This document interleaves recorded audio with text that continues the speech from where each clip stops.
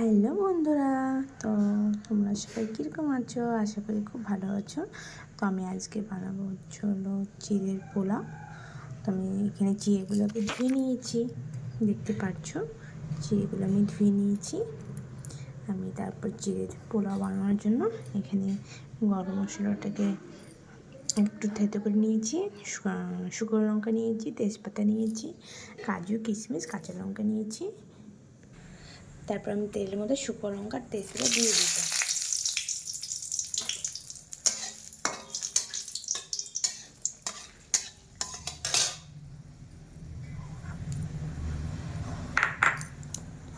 তারপর দিয়ে দিচ্ছি হলো কাঁচা লঙ্কাটা।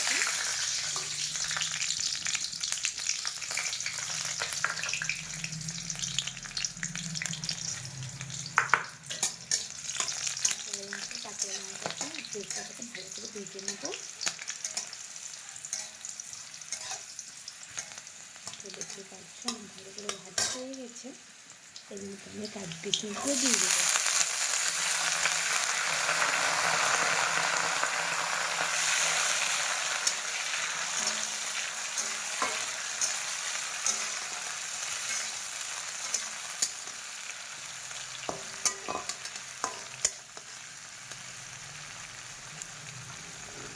তারপর আমি গরম মশলাটাও দিয়ে দেবো।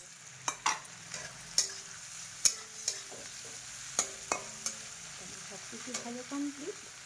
এর মধ্যে অনেক কিছু দেওয়া যায়, তো আমি বেশি কিছু দিচ্ছি না আজকে। আমি এই সামান্য জিনিস দিয়ে আজকে চিড়ার পোলাওটা করবো। সেজন্য আমার সব কিছু ভাজা কমপ্লিট হয়ে গিয়েছে। আমি চিড়েটাকে দিয়ে দিচ্ছি।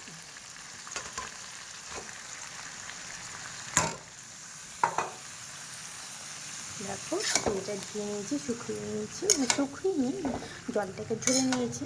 তারপর দেখো চিড়েটা এখন আমি দিয়ে দিয়েছি কড়াতে, দিয়ে এখন রেখে নিচ্ছি।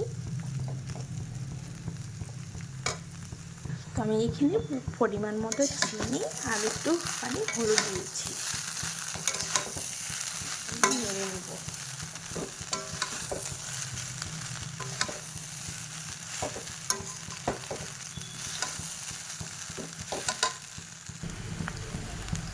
তো আমি এখন দিয়ে দিচ্ছি ঘি। ঘি না দিলে তো ভালো হবে না, তো আমি দিয়ে দিচ্ছি ঘি।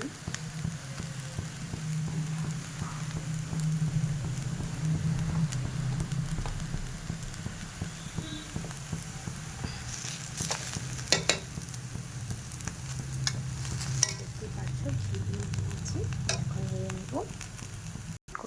তো আমি লবণটা দিতে ভুলে গিয়েছিলাম, তো লবণটা দিয়ে দিলাম। তো দেখতে পাচ্ছ লবণটা দিয়ে নেড়ে নেব একটুখানি। তো দেখতে পাচ্ছ আমার চিড়ের পোলাও বানানো কমপ্লিট। কেমন হয়েছে একটু কমেন্ট করে জানিও। টাটা, সবাই ভালো থেকো, সুস্থ থেকো।